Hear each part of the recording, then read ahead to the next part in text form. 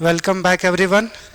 तो last class में हमने देखा था सिमिलर रिएक्शन टू वुड्स, उसके बाद हमने कुछ होमवर्क दिया था, ये होमवर्क था। अब इसी को एक्सप्लेन करेंगे। देखो यहाँ से अगर हमारे पास जो ये फॉर्म होगा, ये यहाँ पे याद करो कि CO2 रिलीज होता था, यहाँ पे CO2 रिलीज होता था, होमोलैटिक बॉन्ड ब्रेक होता था जिसमें यहाँ पे एक फ्री रेडिकल, यहाँ पे फ्री रेडिकल। देखो एडजेसेंट कार्बन पे अगर हमारे पास फ्री रेडिकल फॉर्म हो, याद करो कि हमने बताया था इंटर और इंट्रा, अगर एडजेसेंट पे हो तो पाई बॉन्ड्स का फॉर्मेशन और टर्मिनल पे हो तो साइकिल। तो एडजेसेंट पे है तो पाई बॉन्ड्स का फॉर्मेशन हो जाएगा। तो ये C ट्रिपल बॉन्ड हमारे पास H और ये H आएगा। अब यहाँ से दूसरा समझना कि ये जो दिया हुआ है, याद करो कि हमारे पास डाइल्यूट H2SO4 जब लिखवाया था वही केस है, एसिडिक हाइड्रोलिसिस। अब यहाँ पे क्या है कि जब हमारे पास Hg2+ या Cu2+ यूज करते थे, क्योंकि अल्काइन का जो रिएक्टिविटी होता है वो हमारे पास लेस रिएक्टिव है। अगर लेस रिएक्टिव है तो उसी चीज को रैपिड करने के लिए Hg2+ या Cu2+ हमने यूज किया था। अब देखो दोनों तो सेम कार्बन है, तो दोनों में सेम कार्बन, कहीं पे H और कहीं पे OH लगाओ, कोई फर्क पड़ेगा नहीं। तो जहां हमारे पास एक H आ जाएगा, एक OH आ जाएगा H, और इसमें हमने बोला था कि इस केस में कीटो इनॉल टॉटोमेरिज्म होगा। ये हमारे पास है इनॉल फॉर्म, तो इसका जब हम कीटो फॉर्म बनाएंगे तो ये बन जाएगा CH3 C double bond OH। तो यहाँ पे एसिडिक एसिड फॉर्म होता है। दूसरा फिर से वही चीज हमारे पास है।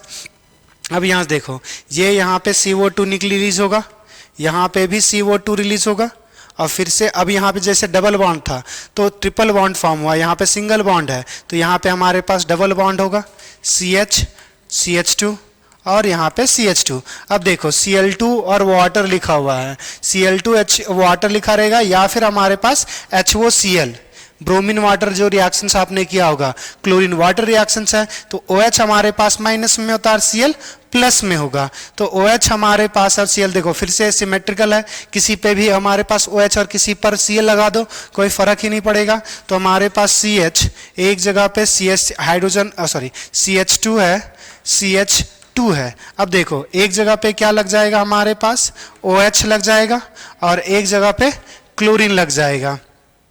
खत्म हमारे पास रिएक्शंस। नेक्स्ट देखना,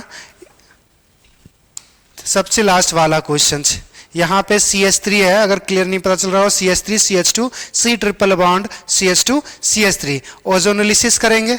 ओजोनोलिसिस करते थे तो क्या करते थे, हमारे पास डबल बॉन्ड्स को तोड़ते थे और दोनों साइड ऑक्सीजन ऐड करते थे। तो यहाँ पे जो प्रोडक्ट बनेगा, ये CH3 CH2 को हम लोग डायरेक्ट लिख रहे हैं C2H5। उसके बाद हमारे पास C, यहाँ पे आ जाएगा double bond C double bond टूटा है मगर ट्रिपल बॉन्ड, तो एक बॉन्ड इंटैक्ट रहेगा। और दूसरा हमारे पास जो दिया हुआ है, ये हमारे पास है CH2, अच्छा इधर भी C2H5 है हमारे पास, तो इधर C2H5। दूसरा अब हमारे पास दिया हुआ है AgOH, ठीक है, AgOH अगर यूज किया गया है, अच्छा यहाँ से जो ओजोनोलिसिस के बाद यूज होगा वाटर। अब यहाँ से वाटर अगर यूज होगा तो हमने बताया था कि ये जो मॉलिक्यूल्स बनेगा ये हमारे पास टूट के करस्पॉन्डिंग एसिड दे देगा, ये फर्स्ट हो जाएगा और ये सेकेंड, वाटर छूट गया।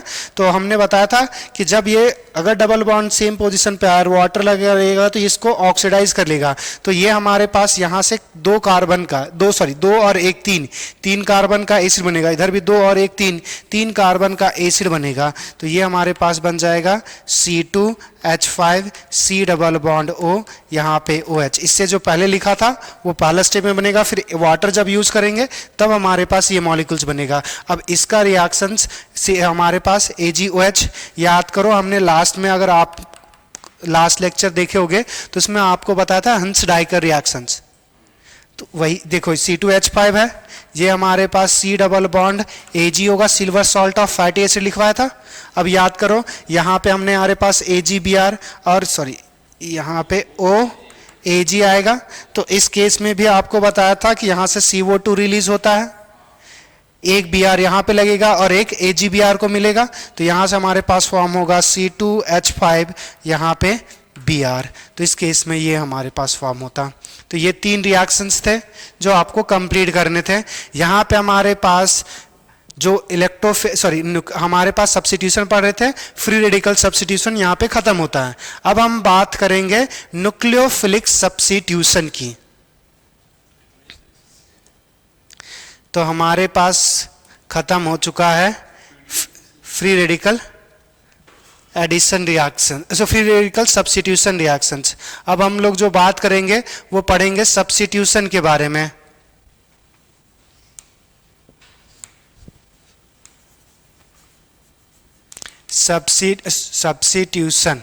Nucleophilic substitution. Free radical substitution हो चुका था, अब हमारे पास होगा nucleophilic substitution.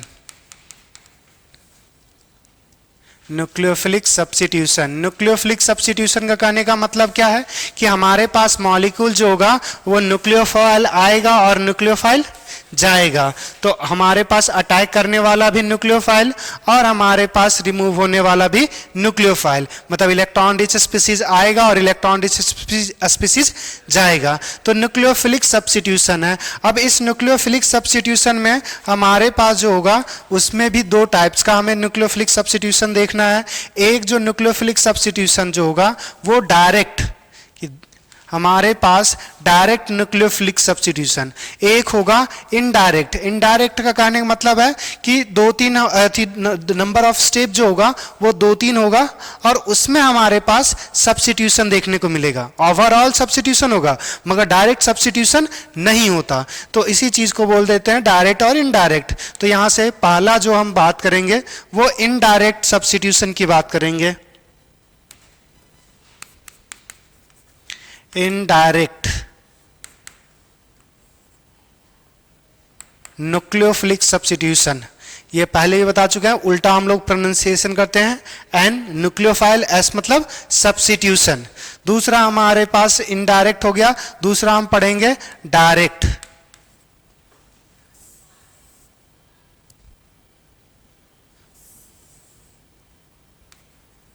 Direct nucleophilic substitution. अब हमारे पास यहां से समझना कि यहां पे जो डायरेक्ट है वो डायरेक्ट हमारे पास 2 केस का होगा। एक होगा हमारे पास अल्कोहल नहीं रे,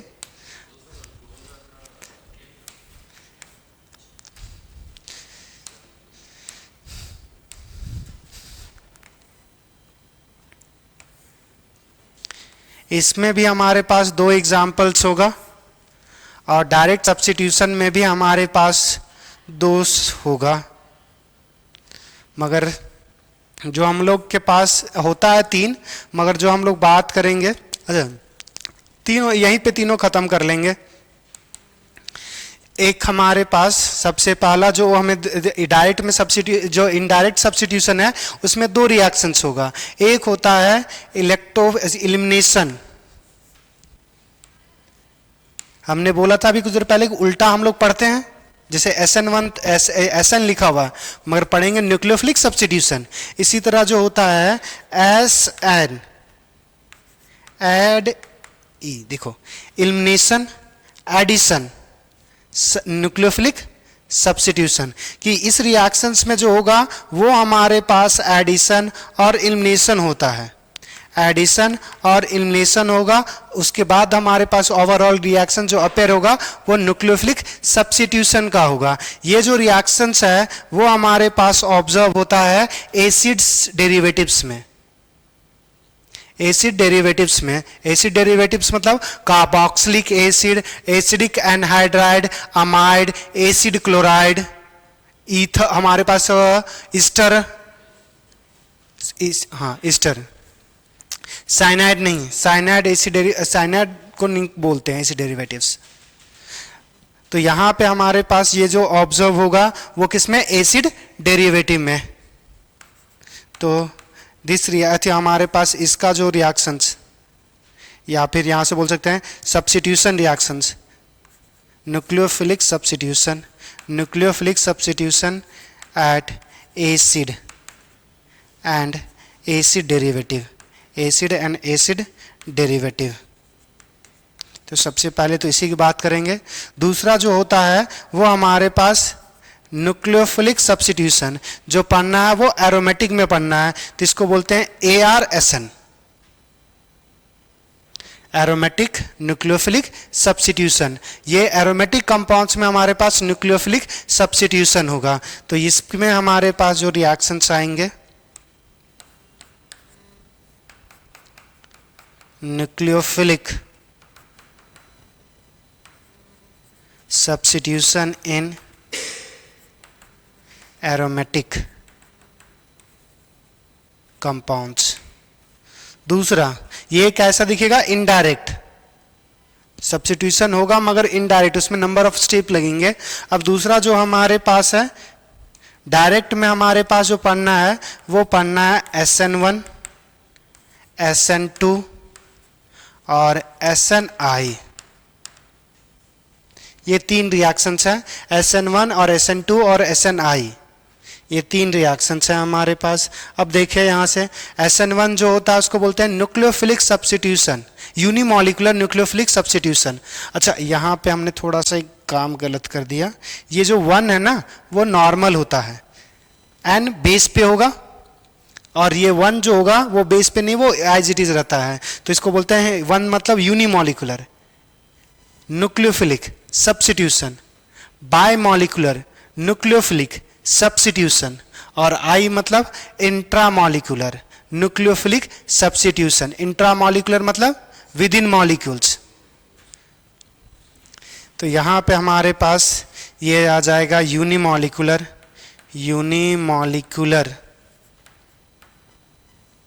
न्यूक्लियोफिलिक सब्स्टिट्यूशन, ये आ जाएगा हमारे पास बायमॉलिक्यूलर न्यूक्लियोफिलिक सब्स्टिट्यूशन, और SNI आ जाएगा हमारे पास intra molecular nucleophilic substitution. Clear इतना? अब हमारे पास जो अब देखेंगे, सबसे पहला जो हमारे पास देखना है, हमारे पास electro elimination addition nucleophilic substitution. Clear? इसके बाद हमारे पास करेंगे, आगे बढ़े। चलिए, हमारे पास क्या था, SNAE, तो उस nucleophilic substitution through addition and elimination.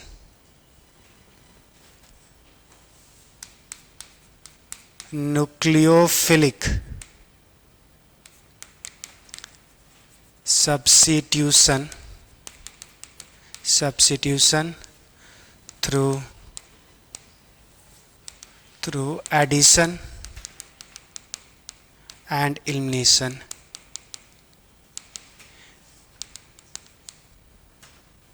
ये है, इसी को हमने बोला था SNAE।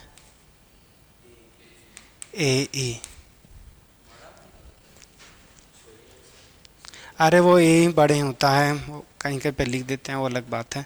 तो ये हमारे पास है। अब इसकी बात करेंगे, हमने बोला था ये कहाँ पे ऑब्जर्व होगा, एसिड और एसिड डेरिवेटिव्स में। तो हमारे पास एसिड और एसिड डेरिवेटिव्स होगा, तो हमारे पास एसिड और एसिड डेरिवेटिव्स में अंतर क्या है वो थोड़ा सा समझना, कि एसिड और एसिड डेरिवेटिव या ये एक ही जैसा रिएक्शंस क्यों शो करता है। पहला तो गौर से देखो, एसिड और एसिड डेरिवेटिव जब भी हमारे पास होगा, ये RC डबल बॉन्ड O, यहाँ पे अगर हम Z ले लें, Z की जगह OH कर दोगे, कार्बोक्सिलिक एसिड। अगर हमारे पास यहाँ पे दूसरा C double bond O C double bond O R ले लिए, एसिड का हमारे पास एसिड एनहाइड्राइड बन जाएगा। अगर हमारे पास X ले लिए तो एसिड क्लोराइड बन जाएगा। अगर हमारे पास NH2 यूज कर लिए, अमाइड बन जाएगा। अब यहाँ से हाइड्रोजन और हमारे पास अल्काइल ग्रुप मत लगा देना, उनको कार्बोनाइल्स बोलते हैं। यही है हमारे पास एसिड डेरिवेटिव्स। क्या बात समझ में आया? तो हम जो बात करेंगे वो कार्बोक्सिलिक एसिड, एसिडिक एनहाइड्राइड, हमारे पास एसिड क्लोराइड, अमाइड्स, और एक और बच गया हमारे पास ईस्टर। ये सारे क्या हैं, एसिड डेरिवेटिव्स हैं। तो इन पे हम बात करेंगे कि ये हमारे पास कैसे रिएक्शन शो करेगा। क्लियर? तो अब हमारे पास क्या है, अच्छा यहां से एक बात समझना कि ये जो मॉलिक्यूल्स है इसमें रिएक्शंस एडिशन और एलिमिनेशन कैसे होता है, वो थोड़ा सा एक बात समझना, लिखवाएंगे वो भी। ऑक्सीजन पे माइनस है, कार्बन पे हमारे पास प्लस। तो यहां से याद करो कि हमारे पास न्यूक्लियोफिलिक एडिशन रिएक्शंस क्या इसी में पड़े थे, इसी टाइप के कंपाउंड्स में। एल्डिहाइड और कीटोन कार्बोनाइल था। होता क्या है कि अगर हमारे पास यहां से बॉन्ड आएगा, यहां पे न्यूक्लियोफाइल आएगा, क्योंकि न्यूक्लियोफिलिक सब्स्टिट्यूशन पर न्यूक्लियोफाइल अगर यहां पे आएगा तो ये बॉन्ड टूट जाएगा। अगर ये वापस बॉन्ड टूटा तो ये बॉन्ड टूट चला जाता है, जेड लीव कर जाएगा। और जेड लीव क्यों कर जाता है, जैसे ये जनरली देखो, ये अगर हम H2O के जगह ये सॉरी OH की जगह ये वाटर बन जाएगा। ये हमारे पास इसको अगर H दे दोगे ये कार्बोक्सिलिक H बन जाएगा। इसको अगर H या R दे दोगे HX या RX बन जाएगा। इसको हाइड्रोजन दे दोगे तो अमोनिया बन जाएगा, और इसको हाइड्रोजन दे दोगे तो अल्कोहल बन जाएगा। तो इधर वाला जो पार्ट है अगर उसको हाइड्रोजन दे रहे हैं तो हमारे पास नए कंपाउंड्स में फॉर्म हो रहा है, तो न्यूक्लियोफाइल ऐड होगा और ये Z ग्रुप लीव कर जाएगा। तो हमारे पास क्या हुआ, एडिशन होगा न्यूक्लियोफाइल का, एलिमिनेशन ये Z का हो जाएगा। इसीलिए इसको बोलते हैं nucleophilic substitution through addition and elimination. तो यहां से समझना, अगर ये पोर्शन अभी क्लियर हो जाएगा तो आप एसिड जो 12th में कार्बोक्सिलिक एसिड चैप्टर है उसके रिएक्शंस ठीक ठाक नंबर कंप्लीट हो जाएंगे। यहां से देखना, हमारे पास एसिड डेरिवेटिव्स ले रहे हैं, या एसिड या कार्बोक्सिलिक एसिड या एसिड डेरिवेटिव H हमारे पास अभी समझ लिया कि क्या क्या वैरी कर सकता है। अच्छा सॉरी Z है, H हम लगा रहे थे, माय मिस्टेक।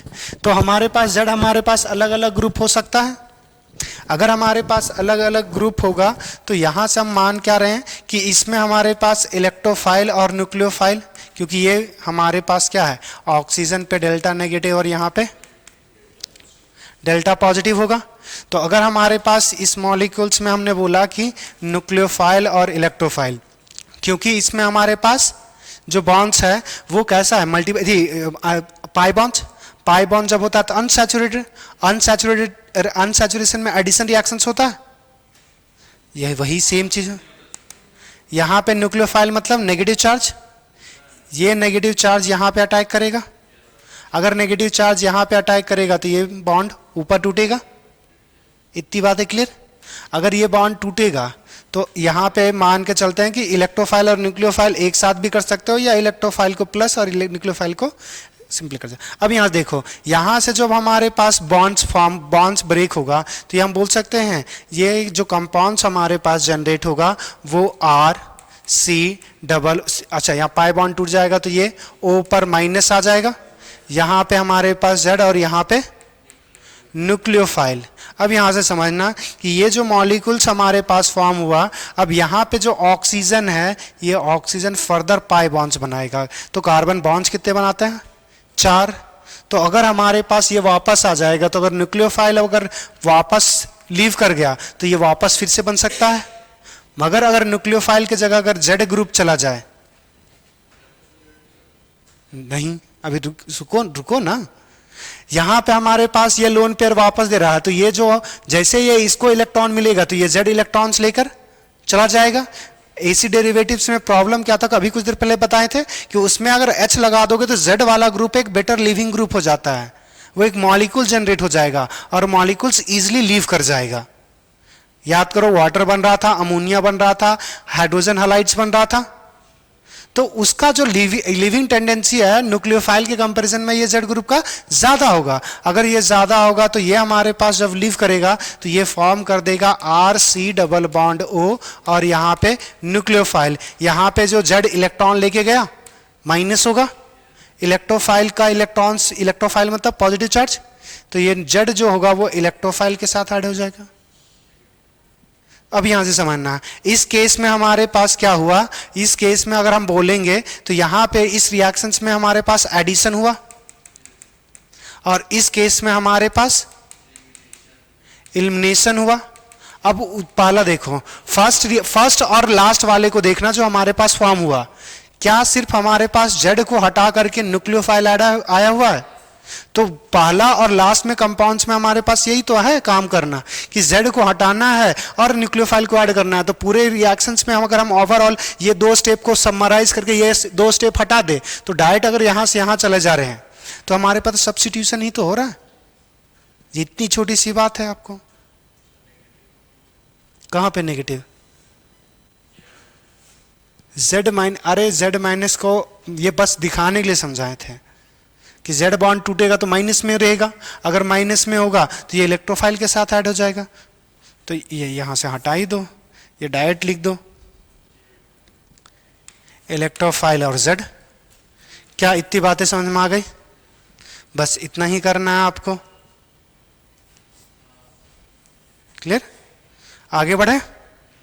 तो अगर हमारे पास यहां से देखो अलग अलग, अगर हमारे पास अलग अलग एसिड डेरिवेटिव्स होगा तो अलग अलग रिएक्शंस होगा, अलग अलग रिएक्शंस होगा। तो रिएक्टिविटी हमारे पास जो यहाँ पे कौन सा ग्रुप रहेगा उसकी रिएक्टिविटी कैसे वायरी करेगी वो समझेंगे। तो जो रिएक्टिविटी होता है इस रिएक्शंस में,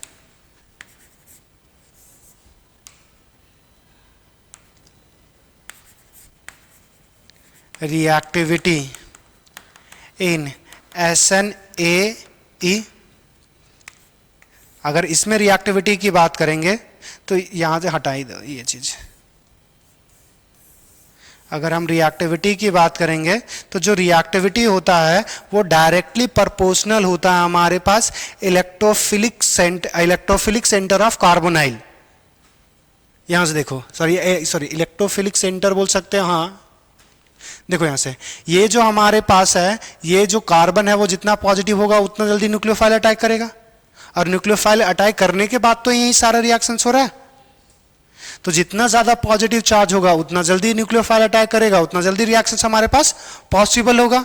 तो हमारे पास रिएक्टिविटी जो डिपेंड करेगा वो हमारे पास इलेक्ट्रोफिलिसिटी ऑफ कार्बोनाइल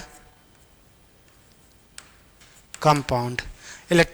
हमारे पास electrophilicity of carbonyl compounds. Carbonyl compound जितना ज़्यादा हमारे पास उस पे इलेक्ट्रॉन डिफिशिएंट होगा उतना ज़्यादा रिएक्टिविटी न्यूक्लियोफाइल के अटैक होने का सबसे ज़्यादा होगा। अगर सबसे ज़्यादा होगा तो उस बेसिस पे अगर हम देखेंगे तो सबसे ज़्यादा जो रिएक्टिविटी होता है वो होता है एसिड क्लोराइड का। अब यहाँ से देखो ये एसिड क्लोराइड जब होगा तो क्लोरीन जो होगा वो -M और -I लगाएगा, जिसमें -I उसका हमारे पास ज़्यादा डोमिनेटिंग होता। ये इलेक्ट्रॉन्स क्या करेगा, विड्रॉ करना शुरू कर देगा। अगर हमारे पास विड्रॉ करना शुरू कर देगा तो पॉजिटिव चार्ज को यार क्या कर रहा है, बढ़ा रहा है। इसके बाद जो हमारे पास आता है वो आएगा RC डबल बॉन्ड O। जब व्हाइट से करे ये RC डबल बॉन्ड O हमारे पास आएगा acid anhydride C double bond O R, ये मॉलिक्यूल्स आएगा। अब यहाँ पे भी वही चीज़ हमारे पास रह गया कि यहाँ जो ऑक्सीजन है, ये जो ऑक्सीजन ये यहाँ पे जो ऑक्सीजन होगा ये एक साइड किसी साइड लोन पेयर रेजोनेंस करेगा। अगर रेजोनेंस करेगा तो पॉजिटिव चार्ज ऑक्सीजन पे क्या आएगा, पॉजिटिव चार्ज, या इधर करेगा या इधर करेगा तो उससे क्या आएगा, ऑक्सीजन पे पॉजिटिव चार्ज। तो ये बगल वाले से क्या करना चाहेगा, विड्रॉ करना चाहेगा। रेजोनेंस तो करेगा लोन पेयर और लोन पेयर से घटेगा, अगर जिस साइड करेगा उसके दूसरे साइड तो घटेगा ना। जैसे यहाँ पे इस साइड किया तो यहाँ पे क्या आएगा, पॉजिटिव चार्ज। अगर ये पॉजिटिव चार्ज आएगा तो बगल वाले से खींचना चाहेगा, एक साइड देगा तो एक साइड विड्रॉ करेगा, और विड्रॉ करेगा तो हमारे पास पॉजिटिव चार्ज कार्बोनाइल पे बढ़ा देगा। दूसरा अब यहां से देखना RC double bond O R, ये हमारे पास ईस्टर। इसके बाद रिएक्टिविटी आता है। रीजन है कि पहला देखो ये ऑक्सीजन तो इलेक्ट्रॉन्स यहाँ पे विड्रॉ कर रहा था मगर यहाँ पे कोई विड्रॉ नहीं कर रहा तो ये हमारे पास इलेक्ट्रॉन देगा, डोनेटिंग तो है, इधर भी देगा मगर यहाँ पे विड्रॉइंग इफेक्ट भी लग रहा था, मगर यहाँ पे विड्रॉइंग इफेक्ट पूरा डोनेटिंग है, डोनेटिंग कर देगा तो यहाँ पे जो चार्ज है उसको घटा देगा, और घटा देगा तो रिएक्टिविटी कम हो जाएगा। और सबसे जो हमारे पास कम होगा वो अमाइड्स का होगा RCNH2। 2। यहाँ पे अब देखो ऑक्सीजन है और नाइट्रोजन है, नाइट्रोजन की लोन पेयर देने की टेंडेंसी ज़्यादा ऑक्सीजन से, अगर ज़्यादा दे देगा तो यहाँ पे ज़्यादा नेगेटिव सॉरी इलेक्ट्रॉन ज़्यादा दे देगा तो पॉजिटिव चार्ज का अमाउंट घट जाएगा। अगर पॉजिटिव चार्ज का अमाउंट घट जाएगा तो न्यूक्लियोफाइल को अटैक होने के चांसेस कम हो जाएंगे। और इन सबसे जो ज़्यादा होगा वो एसिड हमारे पास कार्बोक्सिलिक एसिड का होगा, क्योंकि रीज़न है तो ये लोन पे तो डोनेट कर सकता है ना, ये इसके पास लोन पे है, यहाँ पे इलेक्ट्रॉन डोनेट कर देगा, तो ये डोनेट कर देगा, तो सबसे ज़्यादा जो होता है कार्बोक्सिलिक होता है। तो ये एसिड डेरिवेटिव्स में हमारे पास बात कर रहे हैं। क्लियर? अब हमारे पास सब के केस में क्या करेंगे कि हमारे पास Z जो होगा वो लीव करेगा और हमारे पास मॉलिक्यूल्स फॉर्म होगा। क्लियर इतनी बात है? अभी देखना,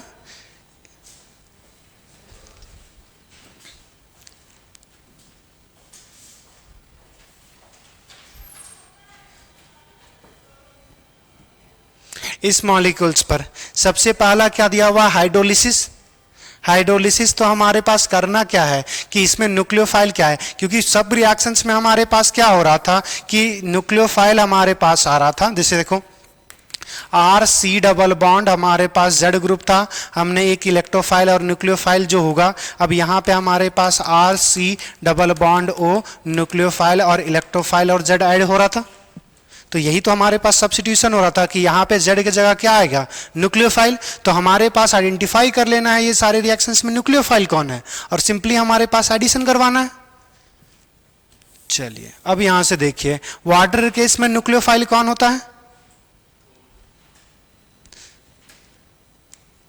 HOH होगा।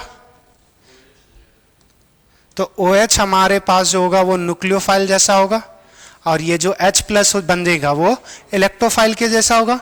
तो अगर हमारे पास यहाँ से ऐड करवाओगे तो CH3 C double bond O, यहाँ पे OH बन जाएगा, जो H निकला उसको यहाँ पे लगा दो। क्या बात समझ में आ गया? C2H5OH है, यहाँ से भी H एक निकलेगा, OH यहाँ पे, तो ऑक्सीजन वाला जो लोन पेयर है वो यहाँ पे अटैक करेगा। तो यहाँ पे हमारे पास जो रिएक्शंस होगा वो CH3 C double bond O C2H5 plus HCl निकल जाएगा।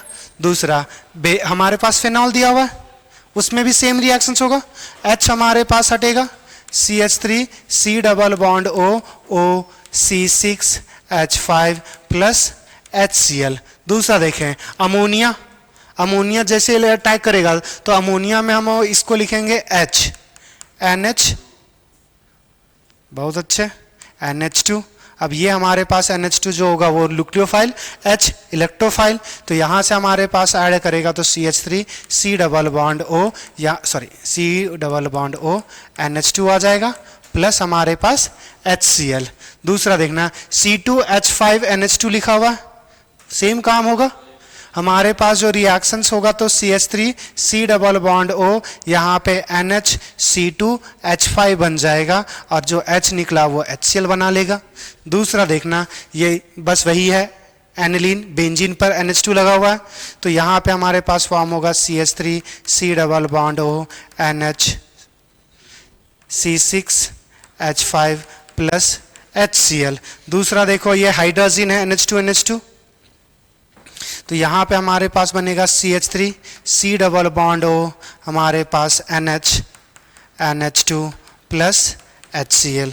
दूसरा देखो हाइड्रोक्सिलेमीन, तो यहाँ पे हमारे पास जो NH2 है तो उसमें H सिर्फ निकलेगा, तो यहाँ से हमारे पास जो फॉर्म होगा वो CH3 C double bond O NHOH आ जाएगा और यहाँ से H जो निकलेगा वो HCl फॉर्म कर लेगा। दूसरा देखो CH3 ग्रिग्नार्ड एजेंट, CH3 पर नेगेटिव MgCl, तो CH3 पर जो नेगेटिव है वही तो नेगेटिव अटैक करता था, तो यहाँ से जो हमारे पास फॉर्म होगा वो CH3 C double bond O CH3 आ जाएगा प्लस हमारे पास Mg, उसके बाद एक Cl था और यहाँ से Cl निकलेगा MgCl2 बन जाएगा। दूसरा देखें C2H5ON है, तो यहाँ पे अगर हम गौर से देखें तो यहाँ पे ऑक्सीजन पे नेगेटिव होगा, सोडियम पे पॉजिटिव, नेगेटिव वाला O C2H5 वाला वो अटैक करेगा, तो हमारे पास रिएक्शंस होगा CH3 C double bond O, हमारे पास O C2 H5, यहाँ से पॉजिटिव और यहाँ से नेगेटिव NaCl फॉर्म हो जाएगा।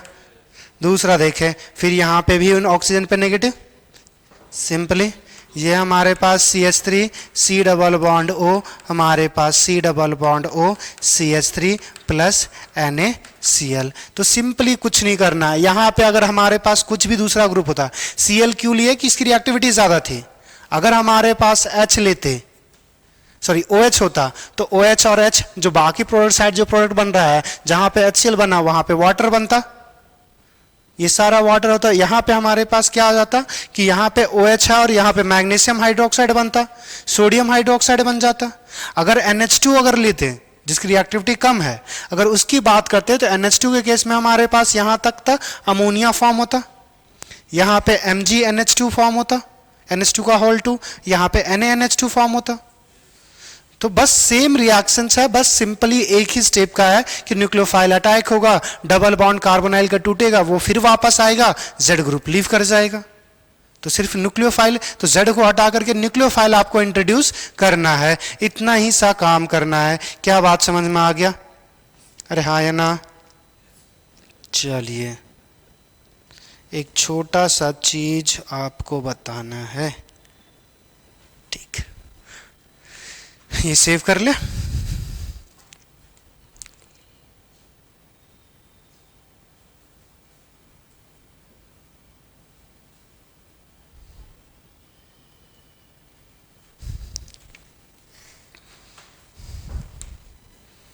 चलिए अब यहां से देखिए, हमारे पास आपको एक क्वेश्चंस दे रहा हूं, आपको रिएक्टिविटी बताना है कि किसकी रिएक्टिविटी ज्यादा होगी और किसकी कम। तो ऑर्डर के हिसाब से अरेंज करना है। Arrange according to the reactivity. Ascending करो डिसेंडिंग करो, उससे कोई फर्क नहीं पड़ता। आपको जनरली जब ये पढ़ाया थी, जब आपको क्वेश्चन दिया रहेगा तो उसमें अगर ऑप्शन दिया रहेगा तो असेंडिंग और डिसेंडिंग में किसी में अरेंज किया हुआ होगा।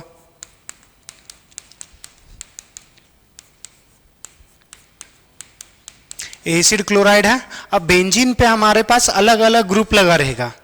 अब बेंजीन पे अलग अलग ग्रुप मैं लिख दे रहा हूं। अब उसके बेसिस पे सबसे पहले तो यहाँ पे ये जो रिएक्टिविटी होगा, arrange according to the reactivity in SNAE की बात कर रहे हैं।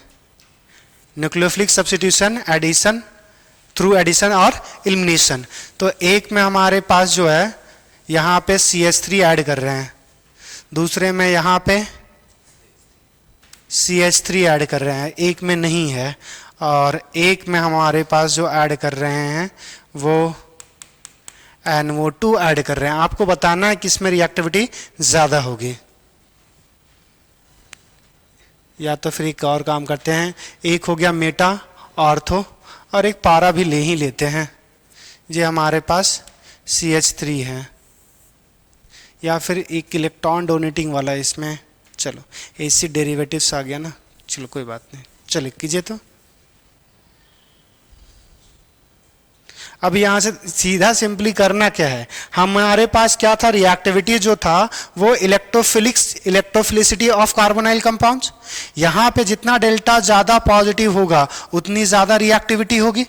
तो इधर वाला जो ग्रुप होना चाहिए या इधर वाला जो, इधर दोनों का जो ये तो निकल जाएगा। तो ये Z ग्रुप हमारे पास अगर इलेक्ट्रॉन विड्रॉइंग ग्रुप होगा तो यहाँ पे इलेक्ट्रॉन्स विड्रॉ करेगा, तो यहाँ पे पॉजिटिव चार्ज बढ़ाएगा। तो हमें R जो ग्रुप होना चाहिए वो इलेक्ट्रॉन विड्रॉइंग ग्रुप होना चाहिए। तो जितना ज्यादा विड्रॉइंग ग्रुप होगा उतना ज्यादा पॉजिटिव चार्ज आएगा। अगर डोनेटिंग है तो इलेक्ट्रॉन डेंसिटी बढ़ा देगा, अगर इलेक्ट्रॉन डेंसिटी बढ़ा देगा तो हमें फिर वो उसकी रिएक्टिविटी घटा देगा। तो अब यहां से देखें इस क्वेश्चन में, यहां पे हमारे पास क्या है कि ये CH3 कैसा है, हाइपर, ये CH3 group plus electron donating group है। अब यहां पे इसका इंपैक्ट क्या लगेगा, अगर हाइपर कंजुगेशन लगाओगे तो ये ऑर्थो पारा पे बढ़ाएगा, CH3 ना ऑर्थो ना पारा पे, तो ये सिर्फ लगाएगा +I। अब देखो ये हाइपर कंजुगेशन से ऑर्थो और पारा पे लगाएगा तो ये हाइपर कंजुगेशन लगा देगा, और हाइपर कंजुगेशन लगा देगा तो इलेक्ट्रॉन डेंसिटी घटा देगा। यहाँ पे यहाँ पे +I लगाएगा। हाइपर कंजुगेशन और इंडक्टिव में डोमिनेटिंग कौन होता है, हाइपर कंजुगेशन तो इसमें ज्यादा इलेक्ट्रॉन बढ़ेगा और इसमें कम, तो अगर इसमें ज्यादा इलेक्ट्रॉन दे देगा तो इसमें नेगेटिव चार्ज और घटा देगा। दूसरा यहाँ पे, अब देखो यहाँ पे भी ऑर्थो और पारा पे इंपैक्ट डालेगा। अब यहाँ पे क्या होगा कि ये जो ग्रुप अगर ऑर्थो और पारा पे इंपैक्ट डालेगा तो यहाँ पे जो हमारे पास ग्रुप होता है ये जो प्लस आई प्लस एच लगा देगा हाइपर कंजुगेशन, ये ऑर्थो पारा हो गया और पारा, तो ऑर्थो इसकी रिलेटिव हो गया। दूसरा ये प्लस आई लगाएगा, प्लस आई डिस्टेंस डिपेंडेंट होता है, ये क्लोजर पे है और यहाँ पे फार अवे है, तो उस पे हमारे पास रिएक्शंस, ये इस पे इलेक्ट्रॉन डेंसिटी सबसे ज्यादा होगा, तो सबसे ज्यादा होगा तो हमारे पास रिएक्टिविटी जो होगी वो सबसे कम होगी। रिएक्टिविटी जो होगी वो 4 में सबसे कम, 4 से ज्यादा। अब देखो इन दोनों में तो डोनेटिंग ही है, इन दोनों में से ज्यादा कौन दे रहा है, हाइपर कंजुगेशन वाला, तो हमारे पास 2 आ जाएगा। फिर हमारे पास 1 और सबसे ज्यादा जो होगा वो 3 हो जाएगा। अगर ये बात समझ में आ गया तो एक क्वेश्चन और कर लीजिए।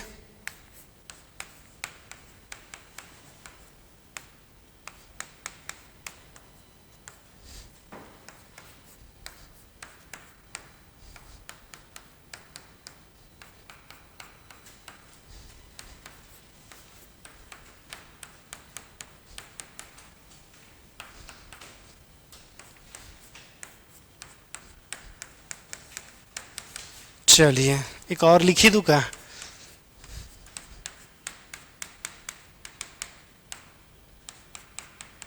चलिए एक छोटा सा लाइन यहाँ पे लिख देता हूँ, रुक जाना, कि रिएक्टिविटी इलेक्ट्रोफिलिस, तो यहाँ से बोल सकते हैं कि अगर हमारे पास आर ग्रुप अगर हमारे पास इलेक्ट्रॉन विड्रॉइंग ग्रुप रहेगा तो रिएक्टिविटी डायरेक्टली प्रोपोर्शनल होगा। रिएक्टिविटी जो होगा वो इलेक्ट्रॉन विड्रॉइंग ग्रुप के डायरेक्टली प्रोपोर्शनल और इलेक्ट्रॉन डोनेटिंग ग्रुप के इनवर्सली प्रोपोर्शनल। अब ट्राई कीजिए। अच्छा सबसे पहले आप यहीं पे एक ही बता दीजिए कि सबसे ज्यादा रिएक्टिव कौन होगा, इनमें सबसे ज्यादा रिएक्टिव कौन होगा? 4 क्यों? उसमें कुछ नहीं है, ना डोनेटिंग ना विड्रॉइंग। अरे विड्रॉइंग होगा तो ज्यादा रिएक्टिविटी नहीं कर देगा। तो सबसे पहले तो देखो यहां से इसके पास लोन पेयर है, मेसोमेरिक डिफेक्ट लगा देगा। तो अगर प्लस एम लगा रहा है तो ये कैसा हो गया, electron donating group inversely proportional to. NO2 कैसा है, विड्रॉइंग ग्रुप, तो ये -m ग्रुप लगा दिया तो ये हो गया इलेक्ट्रॉन विड्रॉइंग ग्रुप। दूसरा देखो क्लोरीन के पास लोन पेयर है मगर ये एक्ट करता है कैसा, इलेक्ट्रॉन विड्रॉइंग ग्रुप जैसा, तो ये हमारे पास है इलेक्ट्रॉन विड्रॉइंग ग्रुप। इस पे ना डोनेटिंग ना विड्रॉइंग। यहां पे CH3 पर बात करें तो ये माइनस लगा देगा, प्लस H लगाएगा, आई की तो बात करेंगे, तो हमारे पास ये प्लस H लगाएगा तो ये भी कैसा है, इलेक्ट्रॉन डोनेटिंग ग्रुप। तो जो विड्रॉइंग ग्रुप हमारे पास रिएक्टिविटी डायरेक्टली प्रोपोर्शनल होता है, तो विड्रॉइंग ग्रुप हमारे पास देखो 2 लगा हुआ है, क्लोरीन और नाइट्रो ग्रुप। तो क्लोरीन और नाइट्रो ग्रुप में क्लोरीन वाला ज्यादा, सीक्वेंस में कहां पे बताएं कि क्लोरीन ज्यादा विड्रॉ करता है? हाँ क्लोरीन मोर इलेक्ट्रोनेगेटिव है, हाँ नाइट्रोजन मोर इलेक्ट्रोनेगेटिव होता है। अगर उसके बेसिस भी करोगे तो नाइट्रोजन मोर इलेक्ट्रोनेगेटिव है। और यहाँ पे जो इलेक्ट्रोनेगेटिव एलिमेंट्स है अगर हमारे पास मल्टीपल बॉन्ड से कनेक्टेड होता है ना, तो ये जो इलेक्ट्रॉन विड्रॉइंग ग्रुप है इसका डोमिनेटिंग फैक्टर जो होता है -I होता है और इसमें हम होता है -m। तो -I और -m में -m ना ज्यादा होगा, तो सबसे ज्यादा जो रिएक्टिविटी होगा इस केस में 2 की सबसे ज्यादा, उसके बाद आएगा 3। अब यहां पे देखो बाकी दोनों में डोनेटिंग ग्रुप है और हमारे पास 4 में कोई डोनेटिंग ग्रुप है नहीं, तो कम से कम उसके बाद आ जाएगा 4।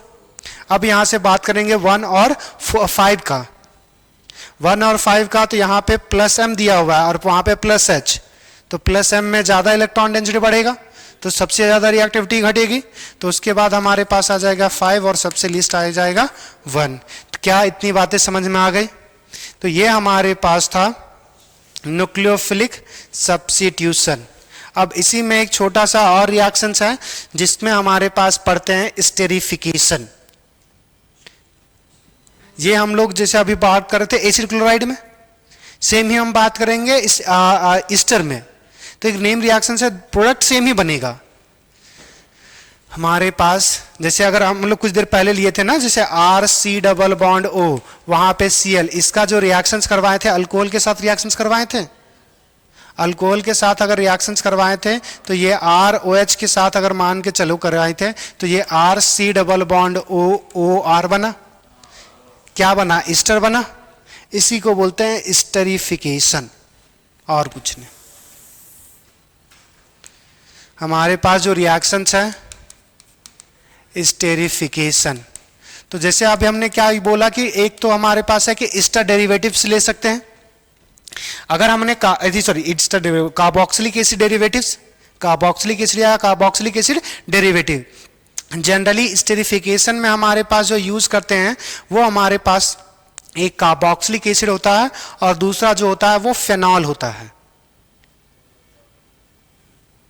अच्छा, अब मेरे को अभी तक यहां से जितना पढ़े हो उसमें मेरे को ये बताना कि एक दो मैं रिएक्शंस लिख रहा हूं, दो रिएक्शंस लिखाऊंगा, आपको बताना है कि आइडेंटिफाई करना है कि कौन सा रिएक्शन सही है। हमारे पास है दूसरा जो यहां पे आ जाएगा ORH, यहां पे भी ORH है। अल्कोहल से रिएक्शंस करवाएंगे तो हमारे पास बनेगा ईस्टर। ये ग्लिच नहीं है, ग्लिच कुछ और है। यहां से H निकलेगा और यहां से हमारे पास यहां से एक जगह से OH और एक जगह से H, तो वाटर बनेगा। ग्लिच ये है कि हमारे पास इस रिएक्शंस में ऑक्सीजन का आइसोटोप्स पड़े हो। आइसोटोप्स मतलब same atomic number but different. Isobar बोले कि आइसोटोप्स बोले? आइसोटोप्स बोल दिए हैं, तो आइसोटोप्स ही यूज करेंगे। हमको लगा कि आइसो बार बोल दिए क्या? Same atomic number different mass होगा। अब देखो आइसोटोप्स का केमिकल रिएक्शंस ये याद रखना कि isotopes have similar chemical properties but different physical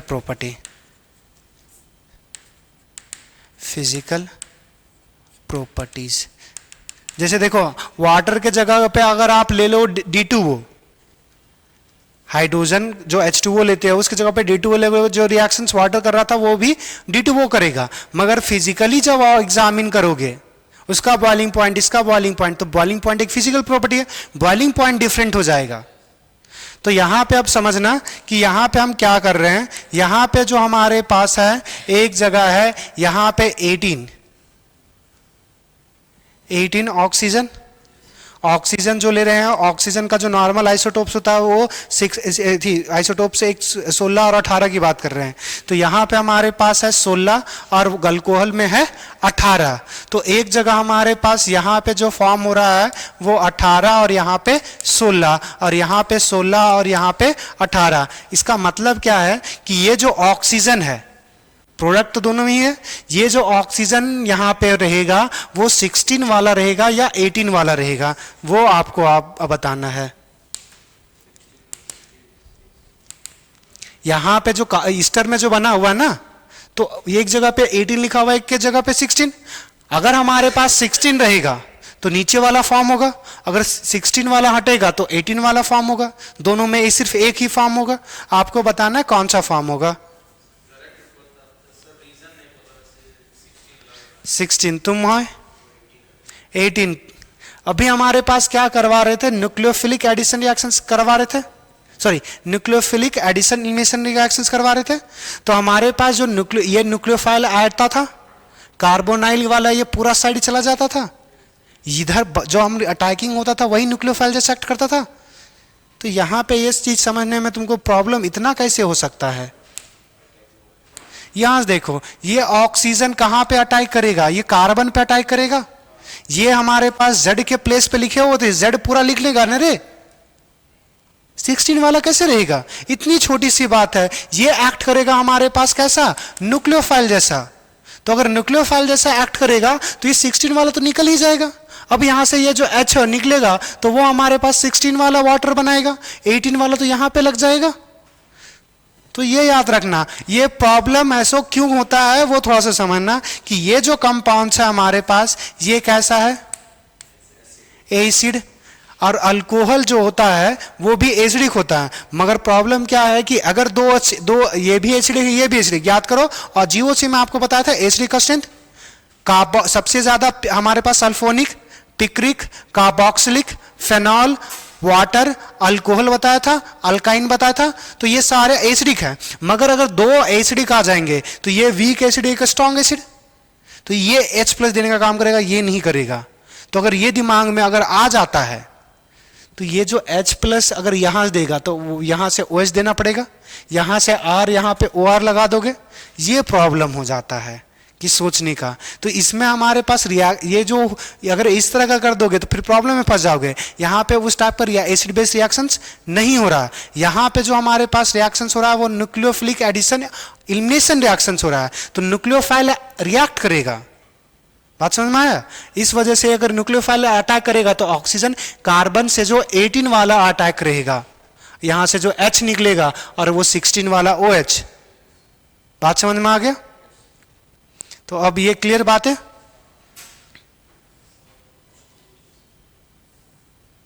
और दे दें यहां से ये जो ये क्लियर हो गया। वापस अच्छा स्टेरिफिकेशन में नहीं लिखा ना, यहां से एक लाइन लिखना है हमें कि स्टेरिफिकेशन होता क्या है।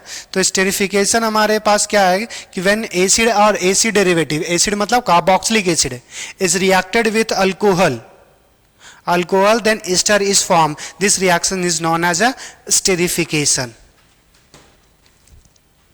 तो इधर हमारे पास लिख देते हैं क्या, तो फिर कहीं नहीं पता था।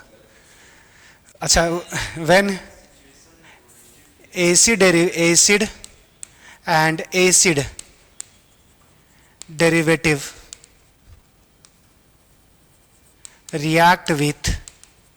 react with alcohol or phenol, then ester is formed. This reaction is known as esterification. Easter का जो ना स्मेल होता है बड़ा स्वीटी होता है, फ्रूट जूस, ये वाला तुमने अब 10th में पढ़ा होगा। दूसरा देखो, ये जो रिएक्शंस है वो एसिड कैटालाइज और बेस कैटालाइज दोनों होता है। मतलब एसिड में भी रिएक्शंस पॉसिबल है और बेस में भी रिएक्शंस पॉसिबल होता है। तो this reaction possible in both medium, acidic और basic. Reaction is possible in acidic as well as basic. दूसरा, अब इस केस में हमारे पास क्या होता है कि जो रिएक्टिविटी है वो स्टेरिक सेंसिटिव होता है। तो कार्बोक्सिलिक एसिड और अल्कोहल का जितना छोटा साइज होगा उतना ज्यादा रिएक्शंस हमारे पास फास्ट होगा, क्योंकि ये जो हमारे पास एसिड या एसिड डेरिवेटिव होगा, इस पे जो साइज होता है वो बल्कि, जैसे ये R ग्रुप है ना, ये हमारे पास बल्कि होता है, और यहाँ पे जो अल्कोहल वाला भी R ग्रुप है जो वो बल्कि होता है। तो यहाँ पे जो हमारे पास रिएक्शंस होता है वो स्टेरिक सेंसिटिव। तो जितना छोटा ग्रुप होगा उतना जल्दी फास्ट रिएक्शंस होगा, और जितना ज्यादा बड़ा ग्रुप आ जाएगा उतना स्लो हो जाएगा। क्लियर।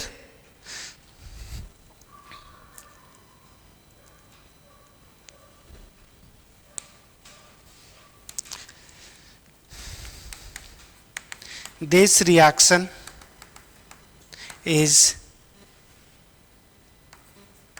a steric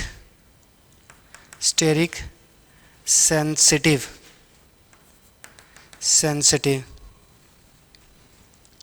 So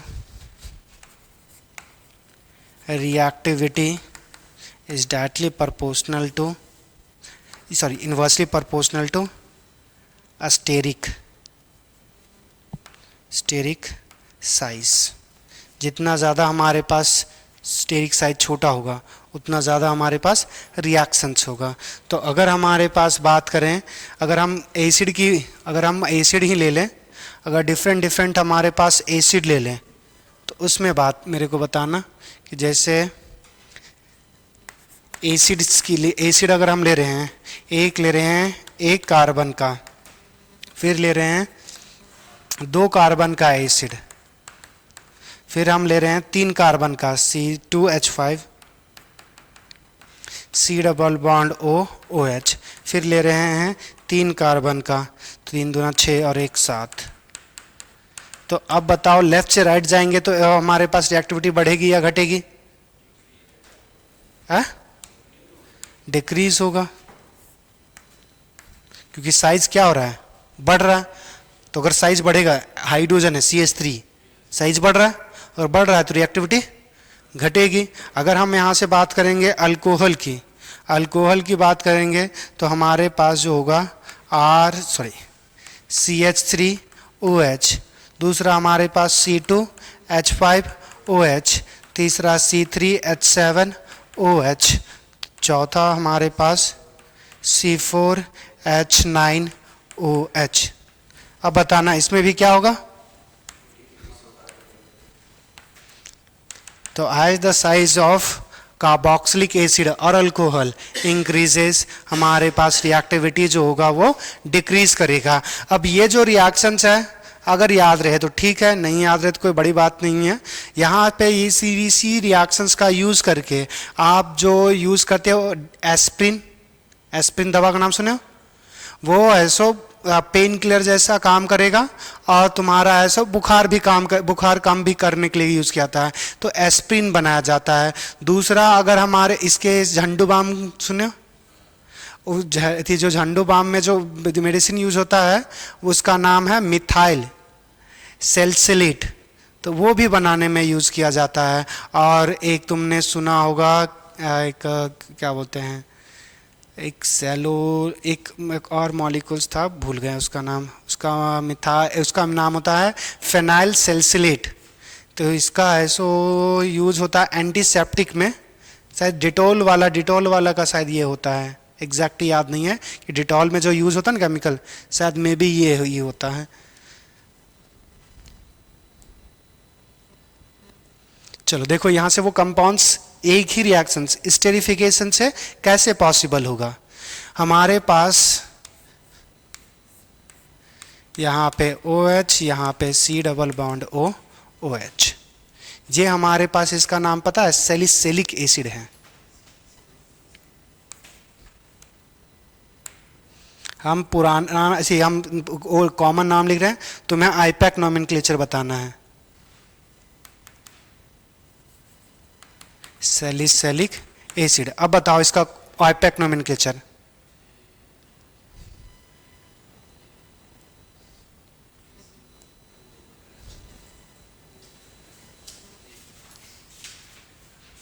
अरे जल्दी करो।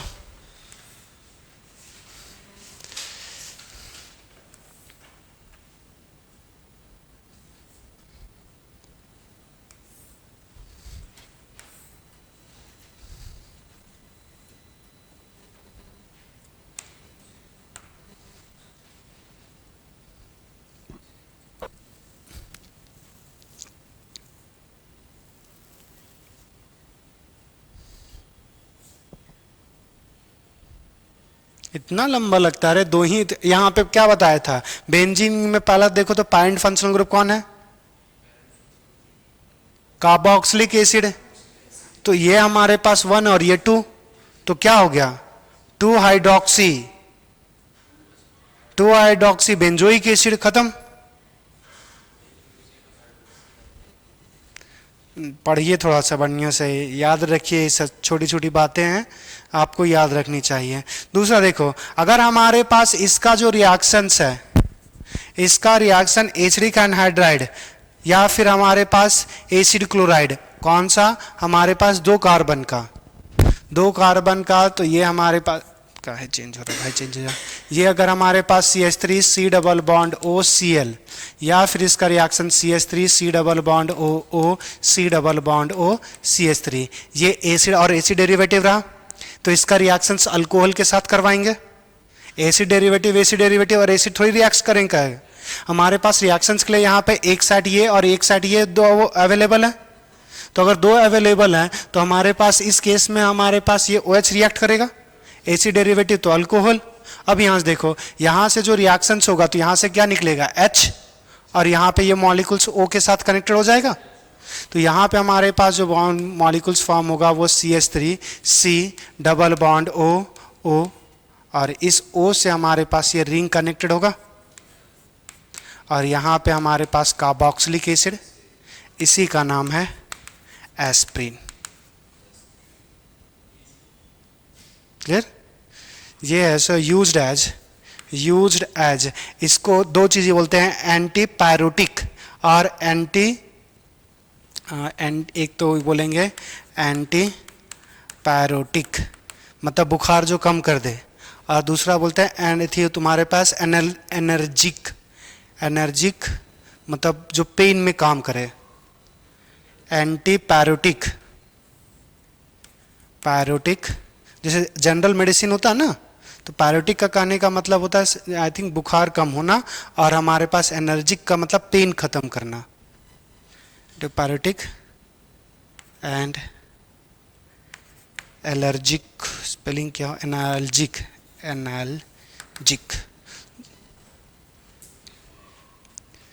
देख लेना, एलर्जिक नहीं है वो, जेसिक एक बार देखना, एनर्जेसिक ये हो शायद होना चाहिए। दूसरा अब हमारे पास देखना, अच्छा इसका हमारे पास अगर नॉमेनक्लेचर देखेंगे, अगर इसका नॉमेनक्लेचर करोगे तो यहाँ पे देखो हमारे पास ईस्टर है और ये हमारे पास कार्बोक्सिलिक एसिड है, तो ये कार्बोक्सिलिक मेन हो जाएगा, ये ईस्टर में भी ये ऑक्सीजन से लगा हुआ है, तो इसका जो नाम होता है ये हो जाएगा एसिटाइल ऑक्सी, एसिटोनॉइल ऑक्सी होता है, एसिटोनाइल ऑक्सी बेंजोइक एसिड नाम होता है।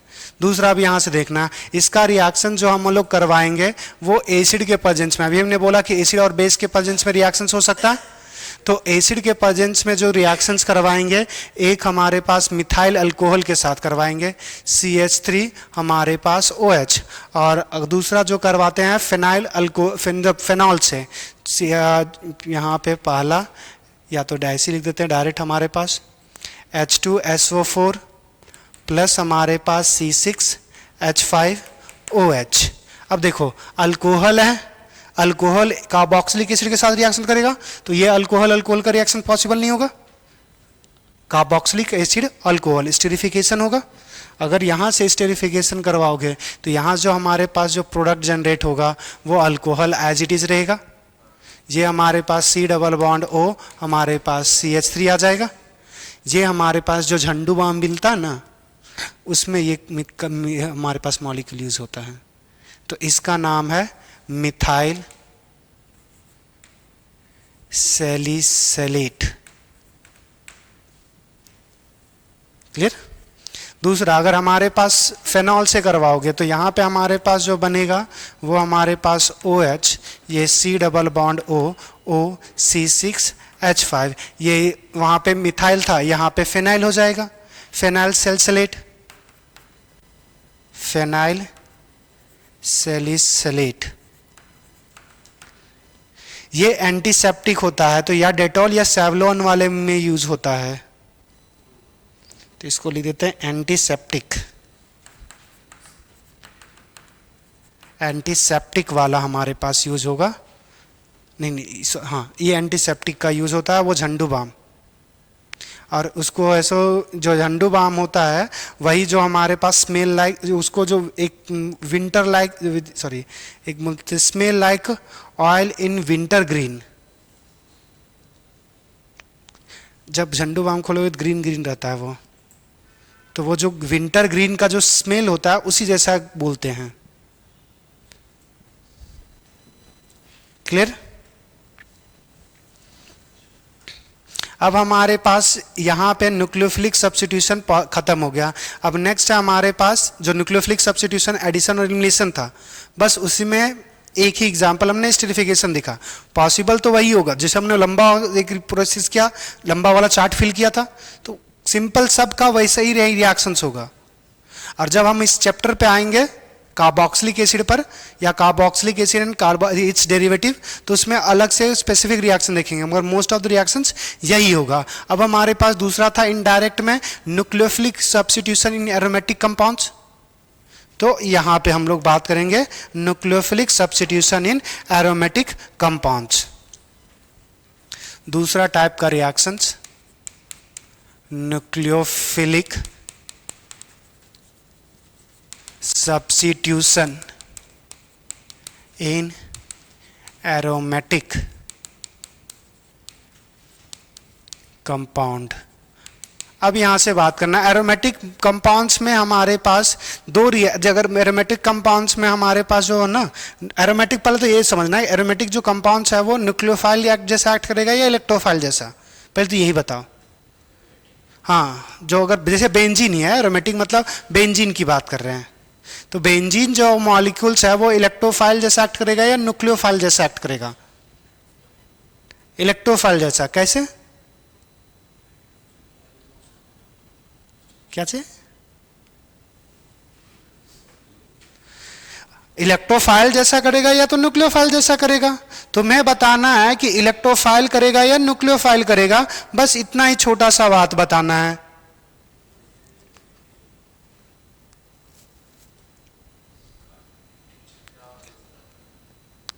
इलेक्ट्रोफाइल के लिए क्या कंडीशन था आपको बताया था ना, इलेक्ट्रोफाइल के लिए वाइकेंट ऑर्बिटल होना चाहिए, न्यूक्लियोफाइल के लिए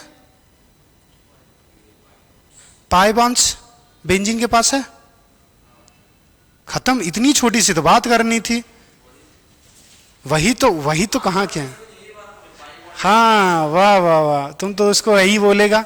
तो यहां से देखो न्यूक्लियोफिलिक सब्स्टिट्यूशन इन एरोमेटिक कंपाउंड, बेंजीन कैसा है, खुद न्यूक्लियोफाइल जैसा, तो क्या उसमें न्यूक्लियोफाइल आना चाहेगा? नहीं आना चाहेगा। न्यूक्लियोफाइल वहां पे जाना चाहेगा जहां पे इलेक्ट्रॉन ज्यादा है या कम? न्यूक्लियोफाइल वहां पे जाना पसंद करेगा जहां पे इलेक्ट्रॉन ज्यादा है, तो वो न्यूक्लियोफाइल कहां पे जाना पसंद करेगा? कम वाले को इलेक्ट्रोफाइल बोलते हैं। तो वही जो हम लोग अभी कुछ देर पहले बात कर रहे थे, जब हम न्यूक्लियोफिलिक सब्स्टिट्यूशन की बात कर रहे थे, तो जब हमने यहाँ पे जो पढ़ा न्यूक्लियोफिलिक वाले में, इस केस में जो रिएक्टिविटी पढ़ा था, यहाँ पे न्यूक्लियोफिलिक एडिशन एलिमिनेशन पढ़ा था, तो यहाँ पे रिएक्टिविटी क्या पढ़ा था? Nucleophilic electrophilicity of carbonyl compounds. तो यहाँ पे जितना पॉजिटिव होगा उतना जल्दी न्यूक्लियोफाइल अटैक करेगा। तो सेम चीज हमें, तो अगर हमारे पास ये पॉजिटिव रहेगा तभी तो नेगेटिव अटैक करेगा। तो हमारे पास बेंजीन या बेंजीन डेरिवेटिव सिस्टम में हमारे पास पॉजिटिव चार्ज, जो हमारे पास पॉजिटिव चार्ज होता ही नहीं है, अगर पॉजिटिव चार्ज होता ही नहीं है तो हमारे पास बेंजीन पर न्यूक्लियोफिलिक सब्स्टिट्यूशन इजीली पॉसिबल नहीं होता। अगर इजीली पॉसिबल नहीं होता तो फिर कैसे पॉसिबल होता है? एबनॉर्मल कंडीशन में पॉसिबल होता है। एबनॉर्मल कहने का मतलब है मतलब रूम टेम्परेचर के अलावा। अब यहां से समझना, जैसे देखो इसमें जो सब इसमें एक रिएक्शंस पढ़ेंगे हमारे पास nucleophilic substitution in aryl halides. Aryl halides क्या होता है? अभी अल्काइल हैलाइड और अराइल हैलाइड लास्ट क्लास में बता चुके हैं।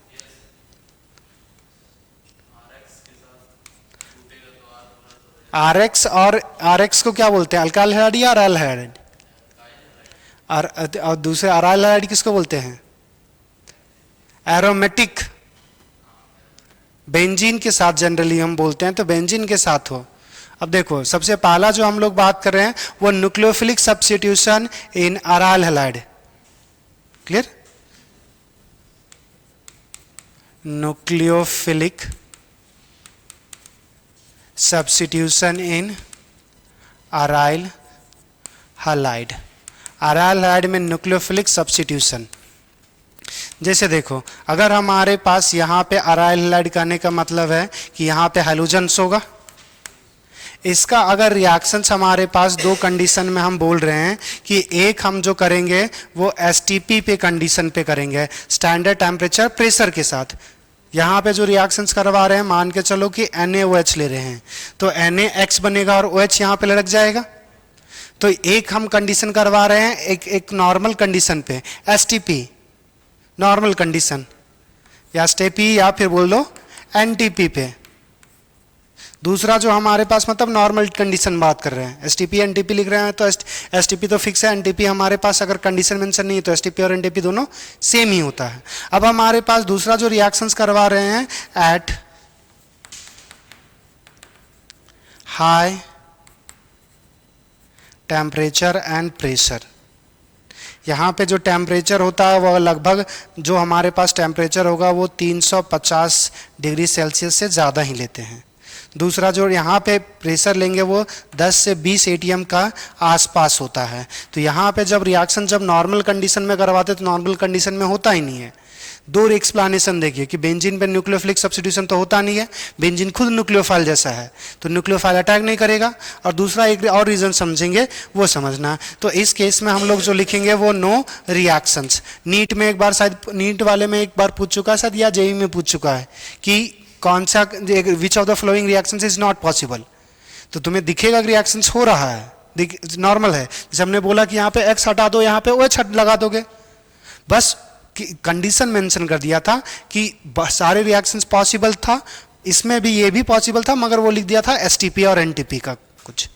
तो यहाँ पे जब हाई टेम्परेचर और हाई प्रेशर पे करवाओगे तो ये रिएक्शंस हमारे पास यहाँ पे OH आ जाएगा और यहाँ से NaX बनेगा। अब यहाँ से समझेंगे कि ये जो रिएक्शंस है वो नॉर्मल कंडीशन में क्यों नहीं हो रहा है, नॉर्मल कंडीशन से पे क्यों नहीं हो रहा। अब यहाँ से समझना है, जैसे R है, बेंजीन रिंग है, यहाँ पे हैलोजन होगा, हैलोजन के पास लोन पेयर होगा, वो भी 1 ना 3 होता है। अगर 3 होगा तो इस केस में यहाँ से समझना कि इस मॉलिक्यूल के पास पाई बॉन्ड्स भी होता है, तो ये लोन पेयर अगर यहाँ पे डोनेट करेगा तो पाई बॉन्ड्स टूटेगा।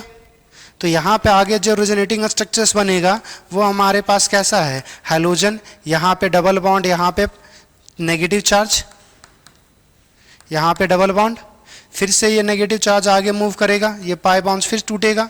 नेक्स्ट स्ट्रक्चर जो हमारे पास क्रिएट होगा वो ऐसा, फिर से डबल बॉन्ड हैलोजन, यहाँ पे डबल बॉन्ड, यहाँ पे नेगेटिव, फिर ये नेगेटिव, लोन पे नेगेटिव चार्ज है ना रे, नेगेटिव चार्ज आगे आ गया, ये पाई बॉन्ड टूटा, यहाँ पे क्या आएगा, पॉजिटिव। अच्छा हाँ, यहाँ पे पॉजिटिव चार्ज आएगा, ये इलेक्ट्रॉन दे चुका है ना। अब यहाँ पे हमारे पास आगे इलेक्ट्रॉन्स मूव करेगा, तो यहाँ पे पाई बॉन्ड्स, फिर यहाँ पे नेगेटिव डबल बॉन्ड X, फिर ये इलेक्ट्रॉन्स आगे ट्रांसफर करेगा, बॉन्ड टूटेगा, तो फिर हमारे पास क्या, हाँ तो ये पहला वाला फॉर्म होगा, तो रेजोनेंस तो होगा ना रे। अब यहां से समझना कि यहां से ये रिएक्शन से ये हमारे पास रेजोनेटिंग स्ट्रक्चर्स क्यों बना है। यहां पे समझना कि ये जो कार्बन, यहां पे कार्बन जो है, कार्बन और हैलोजेंस का अगर इसका हम रेजोनेटिंग हाइब्रिड अगर हम ड्रॉ करना चाहें तो ये क्या दिखेगा, हमारे पास जो पाई इलेक्ट्रॉन्स है ये हमारे पास रिंग में सर्कुलेट कर रहा है, ऑर्थो, और हमारे पास पारा पे नेगेटिव और हैलोजन पे पॉजिटिव चार्ज आएगा।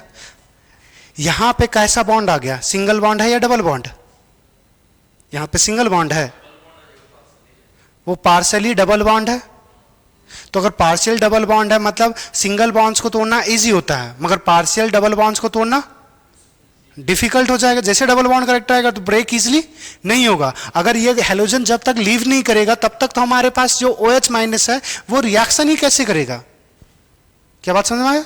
अच्छा, यहाँ पे भी एक चीज थोड़ा सा, ये जो रिएक्शंस है वो हमारे पास यहाँ पे पहला पे हमारे पास बेसिक हाइड्रोलिसिस करवाते हैं और दूसरा फिर हमारे पास H3 करवाएंगे, H3O+।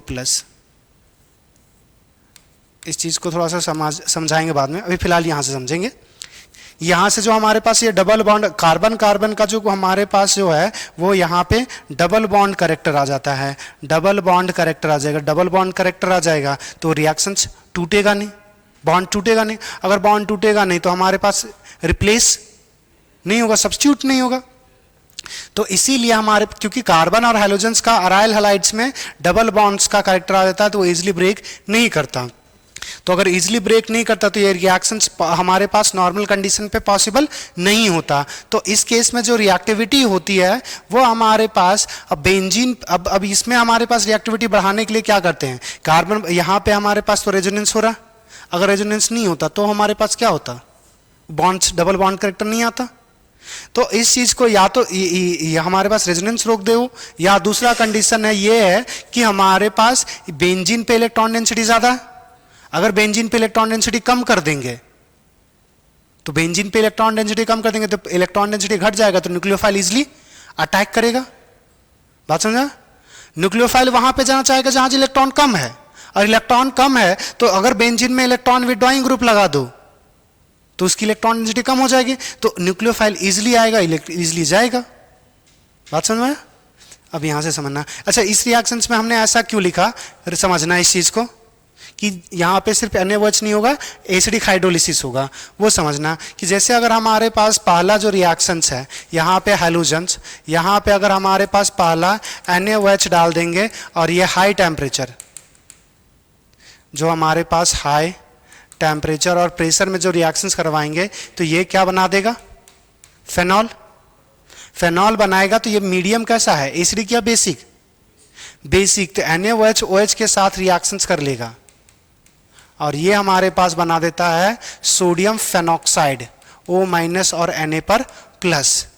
तो इसको फिर से फेनॉल बनाने के लिए एसिडिक हाइड्रोलिसिस कर दे, एसिड डाल देंगे तो ये O क्या ले लेगा, O- H ले लेगा, तो इसको OH बनाता है। ये बात समझ में आया? क्योंकि फेनॉल कैसा है, एसिड। याद करो NaOH के साथ रिएक्शंस आपको बताया हुआ है, NaOH के साथ हमारे पास NaOH जो सोडियम हाइड्रोक्साइड है वो फेनॉल के साथ रिएक्शंस करता है, और फेनॉल से एसिडिक, जो जिसका एसिडिक एसेंट हाई होता है। तो फेनॉल हमारे पास, फेनॉल है तो NaOH रिएक्शंस करेगा, अल्कोहल तो रिएक्शंस नहीं करता है, फेनॉल होगा तो रिएक्शंस करेगा, तो फेनॉल होगा रिएक्शंस करेगा तो ये H देगा। फेनॉल NaOH ये बेस है, ये एसिड जैसा एक्ट कर देगा, तो यहाँ पे सॉल्ट बना देता है। तो अगर हमें फेनॉल चाहिए तो फिर से एसिडिक हाइड्रोलिसिस करना पड़ेगा। अब यहाँ से हमने बोला कि ये जो हमारे पास है इसकी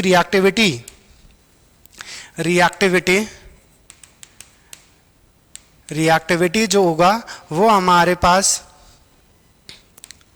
inversely proportional to electron density at phenyl ring. हमारे पास इस केस में जो रिएक्टिविटी होगा वो फेनॉल पे जितना इलेक्ट्रॉन डेंसिटी कम होगा उतना हमारे पास ज्यादा होगा, अगर ज्यादा करेंगे तो कम हो जाएगा। सीधा सिंपल अभी बताया कि बेंजीन रिंग कैसा करेगा, पाई इलेक्ट्रॉन है तो मतलब न्यूक्लियोफाइल जैसा। अगर न्यूक्लियोफाइल है तो न्यूक्लियोफाइल के पास थोड़ी जाना पसंद करेगा, न्यूक्लियोफाइल जाना पसंद करेगा वहां पे जहां पे इलेक्ट्रॉन डेंसिटी कम है, और कम है तो बेंजीन रिंग पे इलेक्ट्रॉन डेंसिटी कम करवा दो, रिएक्टिविटी बढ़ जाएगी। अगर हमारे पास यहां से अगर हम बात करें, जैसे यहां पे हमने Cl ले लिया, दूसरा हमारे पास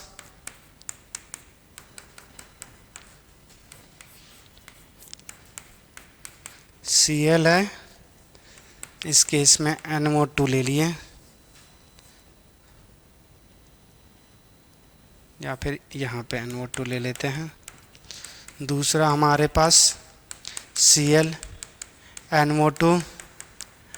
NO2 या फिर एक यहाँ पे कर देते हैं। दूसरा हमारे पास Cl NO2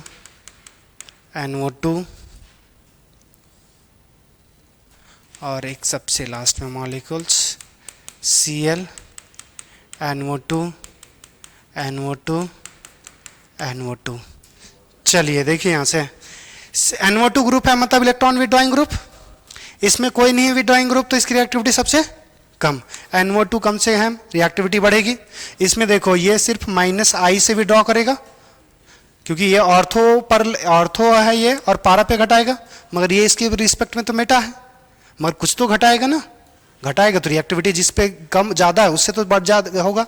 ये यहाँ पे हमारे पास आ गया, इसमें 1 है इसमें 2 है, तो एक हमारे पास 1 2 1 जो 1 है ये -M लगाएगा, यहाँ पे माइनस एम और यहाँ पे माइनस आई, तो यहाँ पे कम से कम 2 विड्रॉइंग कर रहे हैं, ये तो बराबर बराबर होगा, एक ज़्यादा है। दूसरा यहाँ पे देखना, यहाँ पे ये भी माइनस एम एक्ट करेगा और ये भी माइनस एम एक्ट करेगा, तो 2 माइनस एम एक्ट करेगा। यहाँ पे एक माइनस एम लगा रहा था और एक माइनस आई लगा रहा था, यहाँ पे दोनों माइनस एम लगा रहेगा और यहाँ पे तीनों के तीनों माइनस एम लगाएगा, तो इस केस में रिएक्टिविटी सबसे ज़्यादा। और इस केस में जो रिएक्शन होता है नॉर्मल कंडीशन पे हो जाता है, कोई टेम्परेचर बढ़ाने की ज़रूरत नहीं है। नॉर्मल जब हमारे पास NaOH के साथ और करेंगे और एसिडिक हाइड्रोलिसिस करेंगे, नॉर्मल हमारे पास यहाँ पे Cl को हटाकर OH लगेगा, और अगर यहाँ पे OH लगेगा तो इसका नाम है TNT। नहीं सॉरी, इसका नाम हो जाएगा, अगर इसके साथ अगर हमारे पास ये रूम टेम्परेचर एंड प्रेशर पे हमारे पास NaOH, एक मिनट रुक जाना, फर्स्ट, और दूसरा हम क्या करेंगे एसिडिक हाइड्रोलिसिस, तो ये हमारे पास जो जनरेट करेगा वो यहाँ पे OH, यहाँ पे NO2, यहाँ पे NO2 और यहाँ पे NO2, ये बन जाएगा पिक्रिक एसिड। इसी का नाम, यही पिक्रिक एसिड है और इसका नाम हो जाएगा ट्राई नाइट्रोफेनॉल, तो ये हो जाएगा TNP। अगर यहाँ पे OH की जगह पे CH3 रहता तो वो बनता TNT। TNP रहे या TNT रहे, ये RDX है, एक्सप्लोसिव होता है, तो एक्सप्लोसिव बनाने में यूज किया जाता है। क्लियर इतनी बात है? तो सब में रिएक्शंस होगा, जितना ज्यादा इलेक्ट्रॉन विथड्रॉइंग ग्रुप उतना ज्यादा बेंजीन रिंग पे रिएक्शंस हमारे पास ज्यादा होगा। क्लियर यहां पे? अरे TNT और TNP दोनों एक्सप्लोसिव होता है, हम यहां पे ये बोल रहे हैं कि ये TNP है, अगर यहां पे CH3 रहता तो वो TNT हो जाता और वो और ज्यादा रिएक्टिव होता है। और यो RDX का full form research and development of explosive, research and development of explosive. तो यहां पे X लिखा हुआ है तो इसका मतलब थोड़ी है कि वो दूसरा हो जाता है। तो कभी कभी हाथी के दांत दिखाने के और खाने के अलग अलग होते हैं, और कुछ नहीं। तो नेक्स्ट क्लास में हमारे पास जो पढ़ेंगे वो डायरेक्ट न्यूक्लियोफिलिक सब्स्टिट्यूशन बात करेंगे, SN1, SN2 और SNI। Clear? Thank you everyone.